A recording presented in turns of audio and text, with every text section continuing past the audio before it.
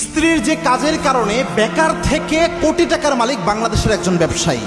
তিনি বলছেন আমার স্ত্রীর 3টা কাজ ছিল যার কারণে আজকে আমি কোটিপতি হয়ে গিয়েছি। সব নারীদের এটা শোনা উচিত, বিশেষ করে যারা টাকা পয়সার প্যারেশানিতে রাতে ঘুমাতে পারেন না, জেনে নেওয়া দরকার। মনে রাখবেন, রিজিকের একচ্ছত্র মালিক আল্লাহ রব্বুল আলামিন, আপনি এর বাহিরে কোনোভাবেই পারবেন না।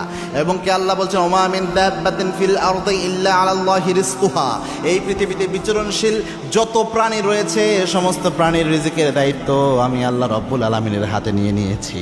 আল্লাহর হাতে রিজিকের দায়িত্ব, আপনার শুধু চেষ্টা করে যেতে হবে। একজন ব্যবসায়ী ভাই সে বলছে আমার স্ত্রী আমার ঘরে যখন অভাব অনটন ছিল, আমি বেকার অবস্থায় ছিলাম, আমার স্ত্রী আমাকে সবসময় উৎসাহ উদ্দীপনা দিত এবং কয়েকটা আমল সে করতো। 1 নম্বর সূরা ওয়াকিয়া আমার স্ত্রী ছেড়েছে, মিস করেছে, এটা সচরাচর আমি দেখি নাই। সূরা ওয়াকিয়ার ব্যাপারে আল্লাহর হাবিব বলেছেন, ইবনে মাসউদের বর্ণনা, যেই ঘরে সূরা ওয়াকিয়া পাঠ হয় দরিদ্রতা ওই ঘরে স্পর্শ করে না। 2 নাম্বার হচ্ছে আমার স্ত্রী প্রচুর ইস্তেগফার করতো, রান্না করতেছে যাই করতেছে হুজুর ওয়াজগুলো যে শুনতো, সে ইস্তেগফারের আমল সবসময় এটা করতো। ওই যে ওয়াজ থেকে শুনছে ইস্তেগফারের আমল করলে আল্লাহ রিজিক দেয়, সবসময় মুখে ইস্তেগফার তার লেগে থাকতো।